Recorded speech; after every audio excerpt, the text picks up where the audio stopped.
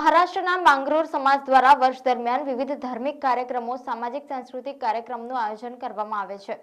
મહારાષ્ટ્રના માંગરોળ સમાજ વડોદરામાં 2016 થી સક્રિય છે।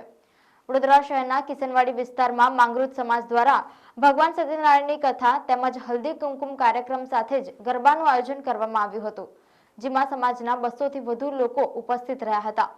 આ અવસરે સમાજના બાંધવો માટે જમવાનું પણ આયોજન કરવામાં આવ્યું હતું। માંગરોળ સમાજ દ્વારા સમાજના બાળકો માટે તેમના શિક્ષણમાં મદદરૂપ થઈ શકે તેવી પ્રવૃત્તિઓ પણ હાથ ધરાઈ છે।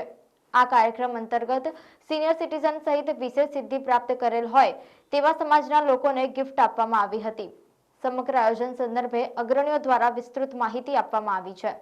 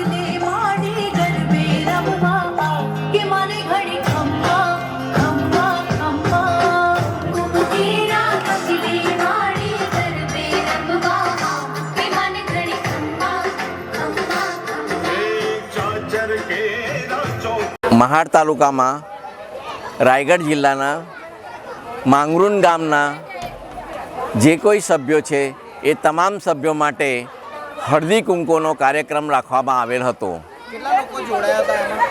એની અંદર અમારા અહીંયાના લગભગ 50 થી 60 ઘર તેમજ એમના બાળકો, પતિ પત્ની એ બધાની સાથે, વડીલોની સાથે થઈને અમારા લગભગ 160 થી 70 માણસોનો સમાવેશ થયો હતો।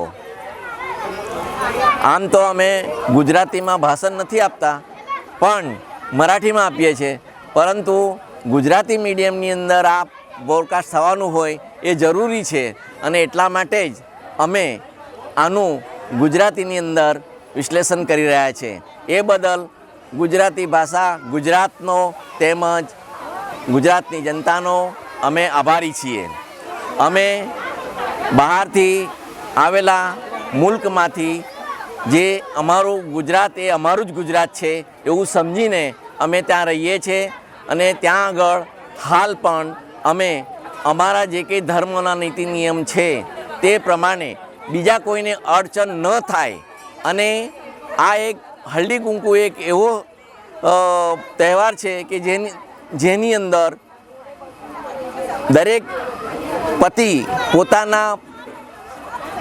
દરેક સ્ત્રી પોતાના પતિ માટે અને દરેક સ્ત્રી બીજાના પતિ માટે પણ સારી શુભેચ્છા તરીકે અને સારા આશીર્વાદ રૂપ મળે એ રીતની ભાવના હોય છે આના પાછળની। આજે અમારા સમગ્ર માંગરોળ મંડળ તરફથી હલ્દી કંકુનો કાર્યક્રમ રાખવા આવ્યો, કિશનવાડીમાં રાખવામાં આવ્યો હતો।